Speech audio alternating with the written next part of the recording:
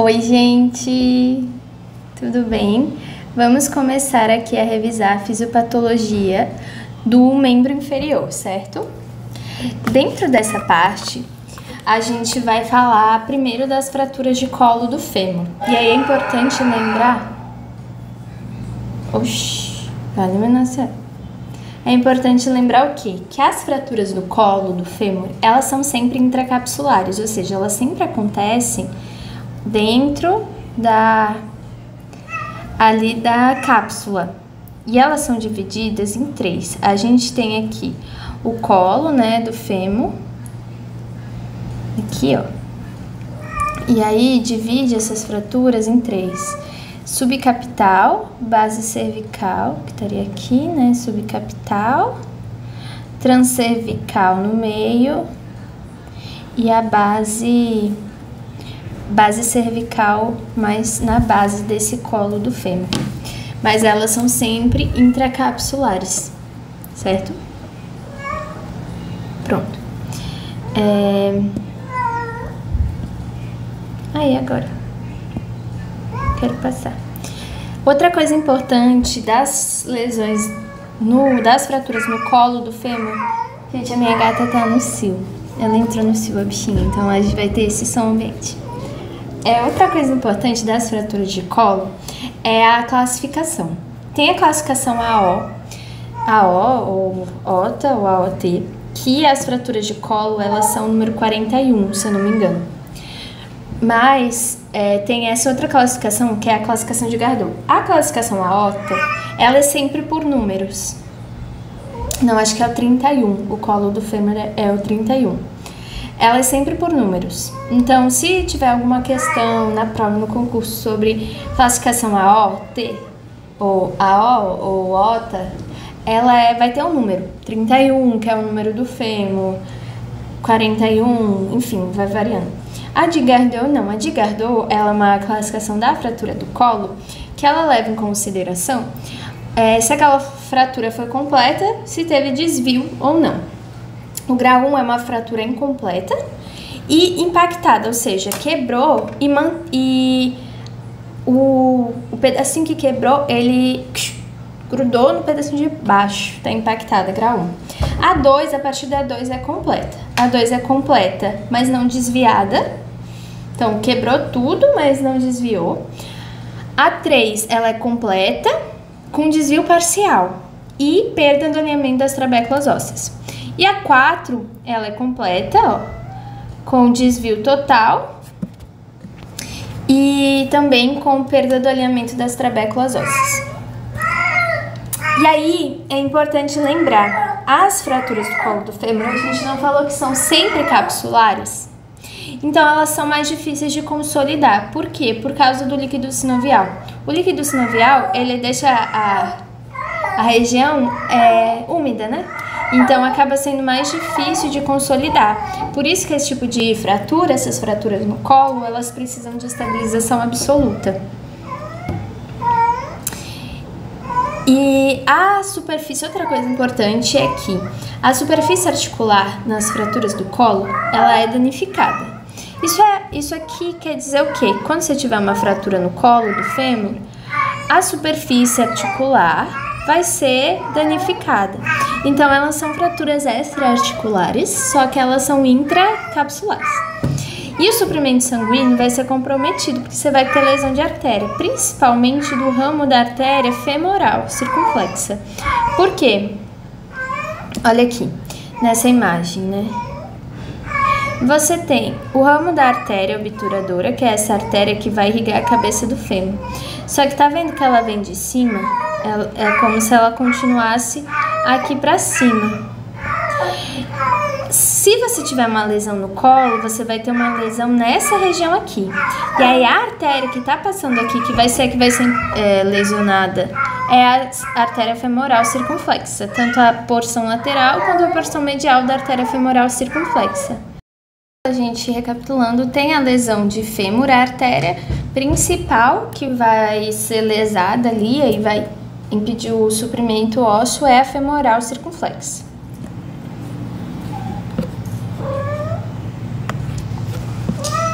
Aí vamos agora para as fraturas de pelve. As fraturas de pelve, elas tendem a ser fraturas complexas, porque você tem muitas...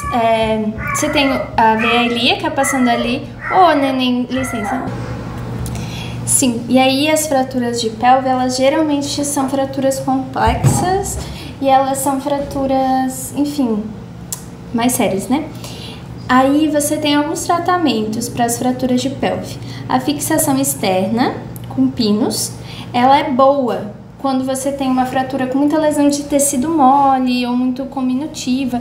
Por que que ela é boa, essa fixação externa com pinos? Ela ajuda a ter essa cicatrização dos tecidos moles enquanto você não consegue arrumar o osso. E ela reduz a morbidade e reduz o tempo de hospitalização.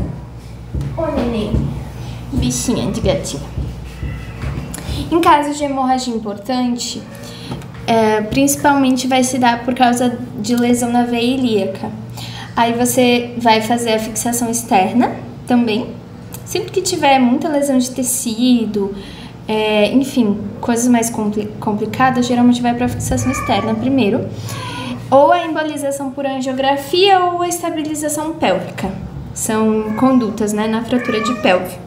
E aí a fratura de pelve, ela pode comprometer o nervo isquiático e a veia ilíaca, que são duas estruturas. São duas estruturas que passam ali pela pelve, né? E aí pode comprometer elas. No caso da veia ilíaca, a pessoa pode ter um choque hipovolêmico, que é o tipo de choque quando você perde muito sangue. E também é importante lembrar que, sim, pelve e quadril. O quadril faz parte da pelve. O quadril é aquele osso do quadril aqui que a gente palpa, né? Nessa região de... Aqui dá pra palpar o osso do quadril. E aí a pelve é formada pelo osso do quadril, pelo isquio, pelo pubis. As fraturas estáveis tratam os sintomas, dor, às vezes, né, edema, restrição de movimento. E as instáveis vai fixação externa ou redução aberta com fixação interna, que é a RAF. Pronto. As fraturas intertrocantéricas, a gente vai... É diferente, a gente não vê o caso do colo do fêmur, né? Eram sempre intracapsulares, as do colo do fêmur, intracapsulares. As intertrocantéricas e as subtrocantéricas também, elas são extracapsulares, então elas estão fora da cápsula. Então elas não vão ter aquele problema do líquido sinovial que as do colo do fêmur tem. Na classificação AORTE é o 31, porque 31 é o número do fêmur. A 1 e a 2 é pela lógica, 1 e 2 são fraturas mais estáveis. A 31A3.3, ou a 31A, acho que é 2.2 ou 3.2, enfim. Ela é instável com mais de um fragmento intermediário. E aí essas vai A1, A1.1, 31A1, 2.1, é de acordo com os fragmentos, estabilidade e instabilidade. Até 1 e 2, estável, 3, instável, mais de um fragmento. Aí a gente vai para a subtrocantérica. A subtrocantérica, ela fica localizada no trocânter maior, no trocânter menor, perdão, do fêmur. Então, você tem o fêmur, você tem o trocante menor. Ela fica entre o terço proximal e o trocânter menor. E ela pode ser confundida com a fratura de diáfise do fêmur, porque elas estão muito próximas, né? O trocânter menor e a diáfise do fêmur estão praticamente no mesmo local. E os sintomas são parecidos, vai ser dor, edema, dificuldade de fazer rotação externa, dificuldade de fazer a abdução, se eu não me engano, enfim. Mas o que diferencia? A subtrocantérica, ela é até 5 centímetros abaixo do trocânter menor. Aqui, ó. Passou de 5 centímetros abaixo do trocânter menor, já vai ser classificado como uma fratura de diáfise. E ela pode se estender até a região intertrocantérica, né, entre o trocânter maior e o menor. A subtrocantérica, ela tem muita influência muscular para o desvio. Então, você tem essa lesão na região do trocânter menor do fêmur até 5 centímetros abaixo, e como você tem muitas inserções, muitos músculos puxando de um lado para o outro, você vai ter grande desvio por ação dos músculos, principalmente dos glúteos, do ilho-pessoas e dos adutores, que estão se inserindo mais ou menos nessa região. E aí a pessoa vai ter uma tendência ao varismo, encurtamento e rotação externa. A de diáfise também vai gerar encurtamento e rotação externa. Mas a de diáfise não tem tanta influência dos músculos. A subtrocantérica ela tem maior influência dos músculos. Essa região subtrocantérica, quando a gente está falando de tipo de osso, ela é uma região de transição entre o osso trabecular e o osso cortical. E ela é mais frequente em idosos por trauma de baixa energia. Pode acontecer em jovens? Pode, em casos de alta energia, mas é mais frequente em idosos. A de diáfise é mais frequente em jovens, em traumas, acidentes de moto, coisas assim. E o tratamento é a haste intramedular. Geralmente não se usa placas para tratar a subtrocantérica, porque elas têm mais chance de falha nessa região, até 5 centímetros abaixo do trocânter menor. Na da diáfise você vai usar placas, ou a haste ou placas. Tem menor influência muscular direta, como eu tinha falado, e ali a gente, na região do trocânter menor, a gente ainda tem osso trabecular. Na diáfise é osso cortical. É mais frequente em jovens, né, por trauma de alta energia.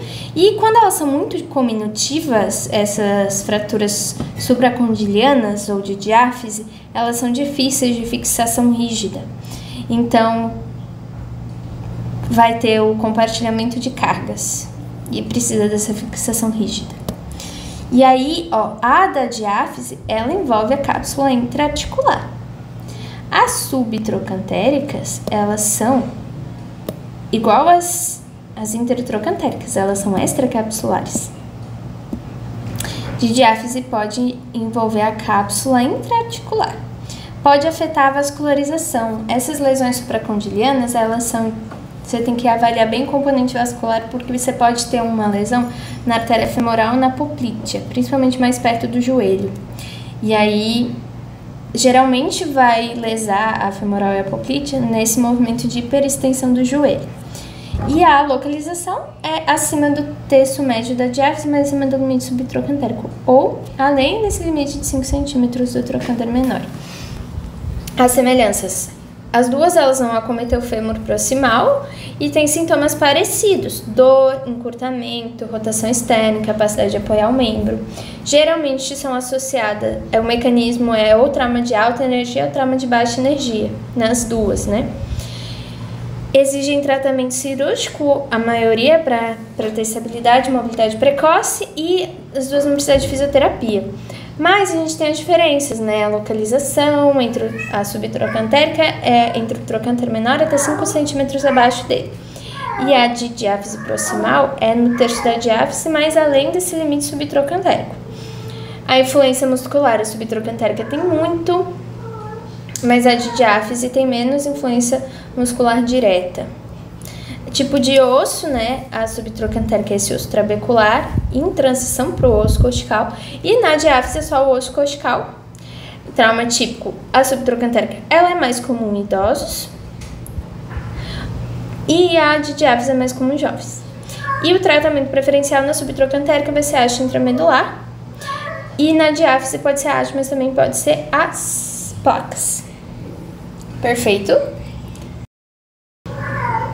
Agora a gente vai para as fraturas de tíbia.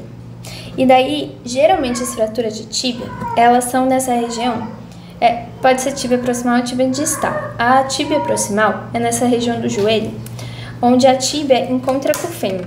E aí você pode ter lesão da artéria poplítea ou da femoral, porque vai quebrar aqui essa parte do osso. Nem sei se chama côndilo da tíbia.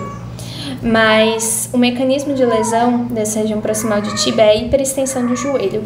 E às vezes em futebol tem a hiperextensão do joelho e um trauma contra. E aí você vai ter essa lesão.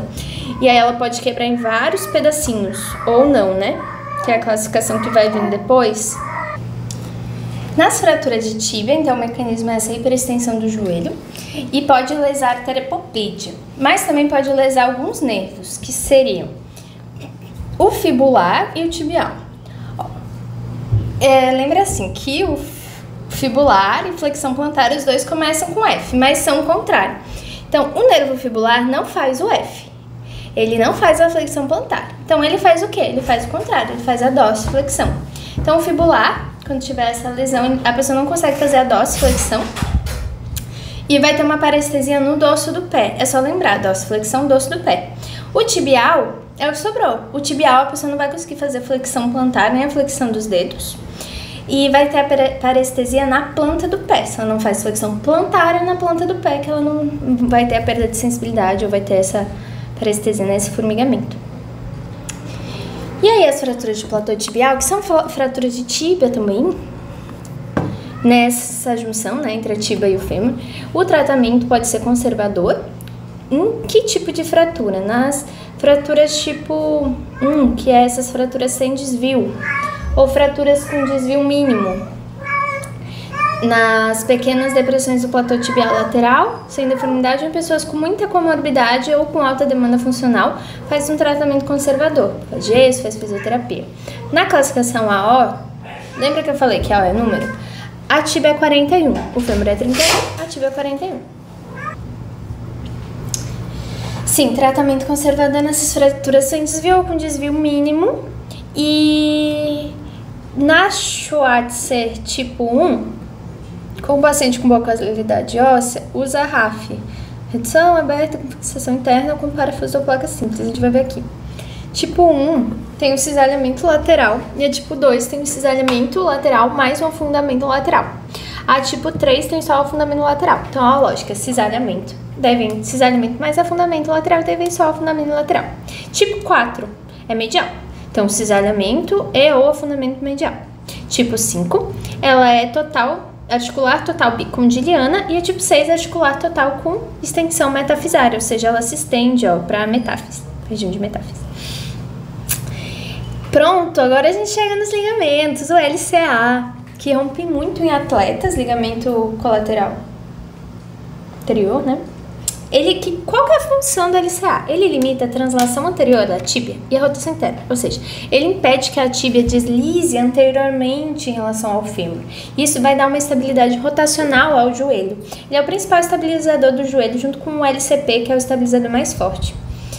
Então, ele também limita a rotação interna da tíbia, né? Aqui. Aí, a gente tem graus de ruptura desse LCA. O grau 1 é leve, não afeta a capacidade funcional. Grau 2, ruptura moderada, ruptura parcial, né, do LCA, e vai ter instabilidade articular. E 3, são só 3, o grau é grave, ruptura total do ligamento. Geralmente, se for esporte, vai fazer cirurgia para voltar mais precocemente, né, ao esporte. O LCP, e para testar o LCA, faz o teste de gaveta anterior. O LCP, ele é o estabilizador primário do joelho mais forte, ele limita a translação posterior da tíbia. O mecanismo para você romper o LCA é uma rotação interna, né? Aquele movimento de pivô também. E você tem que ter um choque da tíbia que leve a tíbia, que é a tíbia, né? Um choque posterior, porque aí vai levar essa tíbia para frente. Ou então, um choque no fêmur posterior. O LCP é o contrário, e o LCP ele tá na lesão de painel, que é aquela lesão quando tem acidente de carro e o joelho bate no painel. Geralmente, se for romper algum ligamento, vai romper o LCP. E aí, a função do LCP, ela é o contrário do LCA. O LCA não restringe o deslizamento anterior da tíbia, pois o LCP restringe o deslocamento posterior da tíbia. Grau 1, também 3 graus de rompimento. Grau 1 é leve, estiramento, mas não rompe o ligamento. No LCA rompe, o grau já rompe. Só que rompe parcial, né? Não tem instabilidade, não tem comprometimento da marcha. Grau 2, ruptura parcial do ligamento. E grau 3, uma ruptura total, rompimento da cápsula, pode romper o menisco. E daí, quando romper o menisco, vai gerar aquilo que se chama de tríade terrível, que é esse rompimento do LCA, do LCM e do menisco medial. Mas aí aqui o LCP, né, ele pode Está associado com um rompimento de menisco nesse grau 3 também. Qual que é o mecanismo de lesão do LCP? É uma hiperextensão do joelho com a força posterior no fêmur, vai empurrar o fêmur de frente para trás, ou anterior na tíbia, um estresse em vara ou válvula. E aí tem 3 testes para testar o LCP: Lachman inverso, Lachman normal e o gaveta posterior. E agora a gente vai para os meniscos.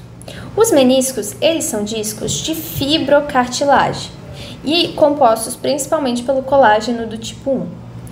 Eles são assimétricos, ou seja, o menisco medial e lateral tem formato diferente. O medial é um Czinho mais aberto e ele é menos móvel. O medial, né? Ele é um C mais aberto e menos móvel. O lateral, ele é um C mais fechado e ele é mais móvel. A borda periférica, ela é mais fina. A borda periférica é mais convexa e mais espessa, enquanto a central, a porção dos cornos, que é a porção central, é mais fina e livre. Transmissão de forças e cargas é 50%, a menos que o joelho esteja em 90 graus de rotação, daí 85%. E ele tem corpo, tem cornos nessa região central e tem raízes. Que tipo de raízes? Anteriores e posteriores. Aqui eu criei a imagem. Bom, depois eu mostro na imagem essas coisas. Prevalência das lesões de menisco. Principalmente em homens. Quem mais rompe menisco é homens. Homens de que idade? 21 a 30 anos. Geralmente, nessa faixa etária, vai ser a lesão traumática. Pessoas acima de 50 anos já vai ser uma lesão degenerativa do menisco. E as mulheres, a faixa etária que costuma romper o menisco é 11 a 20 anos. Então, já passei. Geralmente, esportes também tem mais prevalência e 60 a 70 casos a cada 100 mil habitantes. Os meniscos, quais que são os sintomas que a pessoa vai referir? Ou o tipo de dor, né? Ela vai referir uma dor na interlinha do joelho, edema e essa sensação de travamento. Geralmente o paciente chega para você e diz: nossa, quando eu ando, às vezes meu joelho trava. E aí você vai testar menisco e provavelmente vai ter alguma coisa relacionada a menisco. Mas se ele vier com isso de travamento no joelho, nem sempre uma lesão de menisco vai ter o travamento no joelho, mas muitas vezes tem.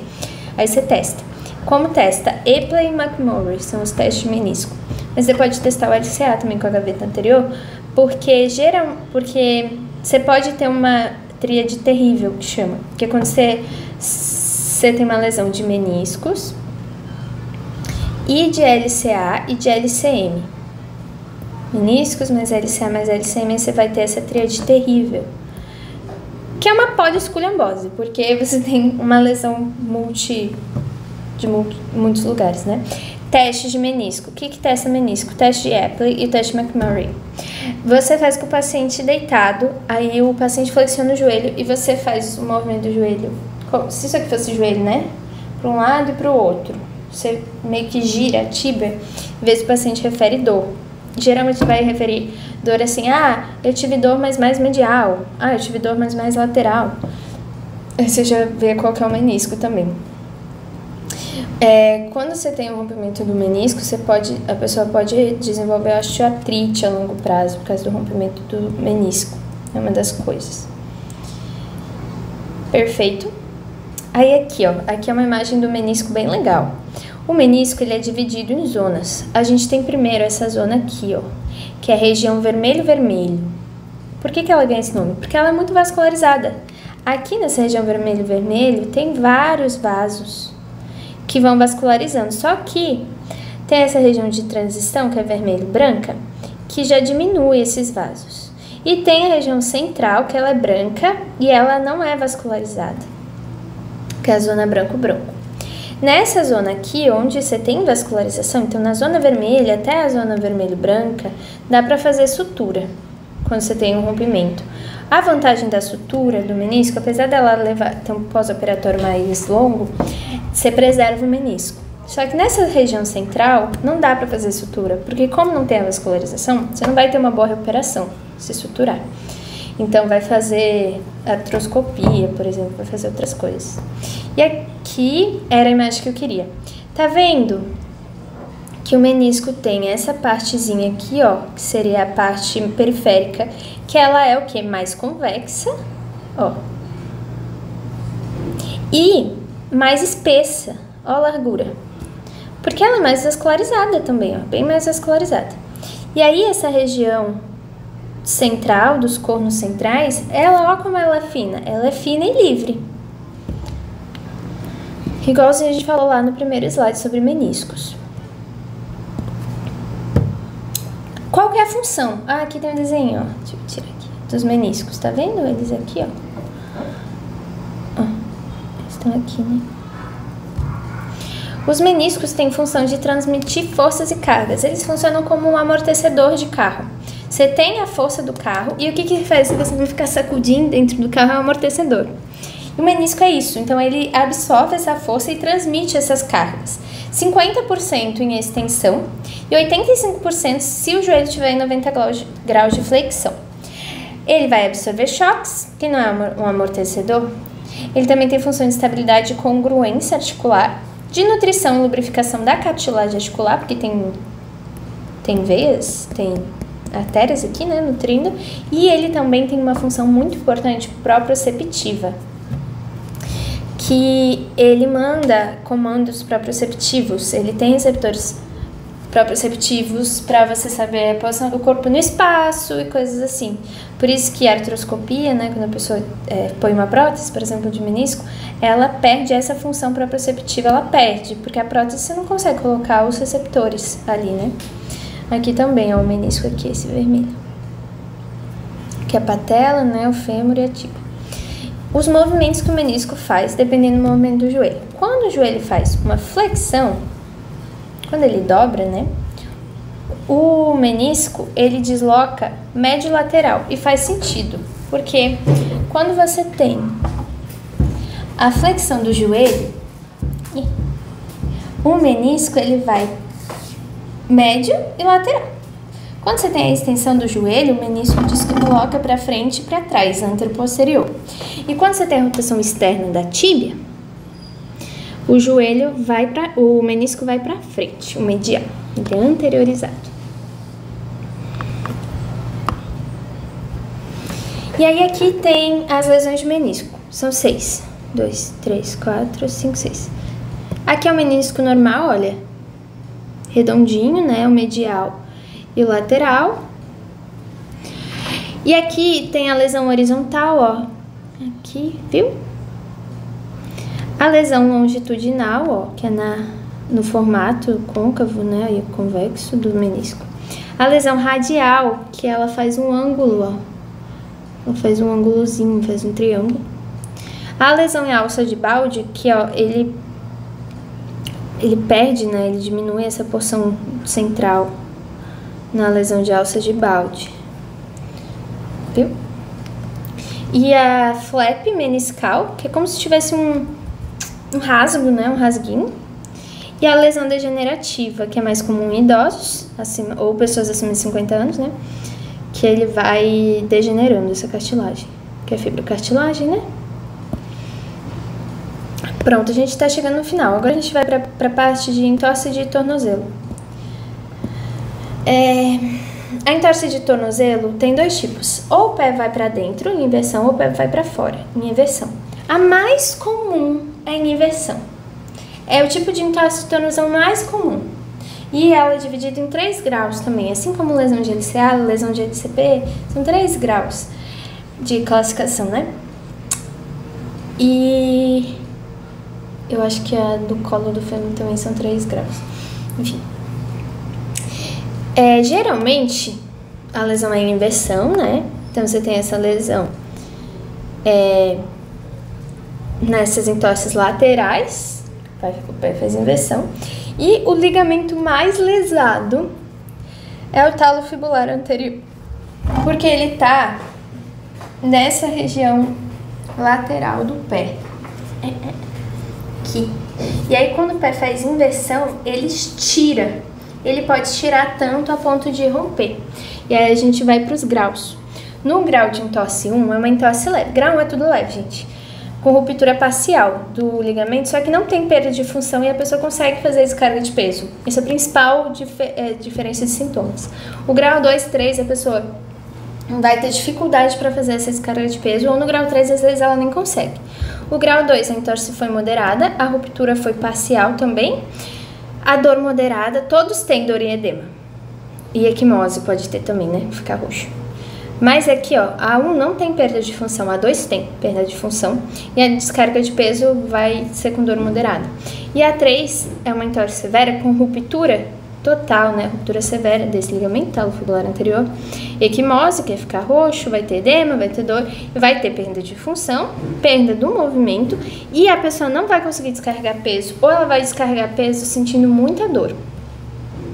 E aí a gente tem também uma coisa que pode acontecer nas entorses de tornozelo, que é a ITC, que é a instabilidade crônica do tornozelo.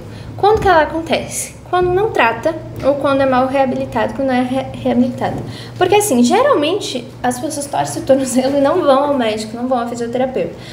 O tratamento geralmente é conservador na entorse de tornozelo, a menos que a pessoa tenha feito fisioterapia, tenha feito tratamento conservador e não deu certo. Aí vai para cirurgia, para reconstruir o ligamento, mas geralmente é tratamento conservador. E aí a gente tem a fascite plantar. Fascite plantar é muito comum em corredor.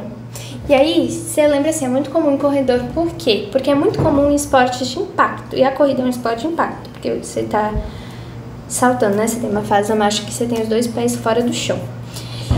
E aí a fascite plantar é uma IT, uma inflamação no quê? Na face plantar. Na face plantar, que é uma fáscia ali na região da planta do pé, que ela é assim, ó. Ela vem daqui, aqui ela tá mais espessa, daí ela vai se ramificando. Então ela tem uma porção mais medial, uma porção mais lateral, uma porção central. E ela tá mais espessa aqui no calcanhar. Então a pessoa vai referir dor no calcanhar, rigidez no calcanhar. A função dessa fáscia é absorver altas tensões impostas no pé, parecido com o que o menisco faz no joelho. Só que quando você tem uma alta sobrecarga, por exemplo, em esporte de impacto, quando a pessoa passa muito tempo em pé, ou tem obesidade, são alguns fatores de risco, essa alta sobrecarga na face plantar, ela vai gerar um processo inflamatório. Esse processo inflamatório, por sua vez, vai gerar dor e rigidez no calcanhar. São os sintomas que a pessoa vai referir quando chegar para você. Fatores de risco. Assim, não tem exatamente uma etiologia de por que a pessoa desenvolve, mas tem alguns fatores de risco. Os esportes de impacto, né, como eu falei, corrida e outros esportes de impacto. Obesidade por causa dessa alta sobrecarga sobre o pé. O encurtamento do tríceps sural, porque quando o tríceps sural, que é ali, né, o sólio e os gastrocnêmicos, eles estão encurtados, eles vão aumentar a tensão nessa face plantar. Então, isso já é um fator de risco para desenvolver a fascite, porque ela já vai estar mais tensa. Assim como o aumento do arco longitudinal plantar, ele também vai deixar essa face mais tensa e pode ajudar a desenvolver a fascite plantar. Outro sintoma, além da dor e rigidez no calcanhar, que eu acho importante destacar que o paciente traz, é uma DM de dorsiflexão restrita. Ele não vai conseguir fazer a dorsiflexão todinha, principalmente por causa desse encurtamento do tríceps sural. Se o tríceps sural, ele faz a flexão plantar. Só que para a dorsiflexão acontecer, ele precisa alongar. Então, se ele estiver curto, ele não vai deixar se alongar até o final. Você vai ter uma restrição na dorsiflexão. E quais testes faz para fascite plantar? O teste de Windless, que eu gravei assim, o Wind, que é vento, mais less. Ele é um teste que você realiza a dorsiflexão passiva do hálux do paciente. E ele é positivo quando essa dorsiflexão passiva reproduz a dor no calcanhar, né? Geralmente, o tratamento é conservador. Você vai alongar o tríceps sural e outras coisas, né? Mas pode ser cirúrgico também. Quando que vai para a indicação cirúrgica? Quando passa 12 meses de fisioterapia, no mínimo, e você não tem resultado. Aí a cirurgia pode ser uma liberação da face do tríceps sural, ou uma liberação da face plantar, ou um outro negócio que eles fazem lá no tríceps sural. São esses os dois tipos de movimento, né, cirúrgico. E era isso, gente. Acabamos. Obrigada. Beijinhos. Qualquer dúvida, estamos aí. Se eu falei bobagem, por favor, me avise.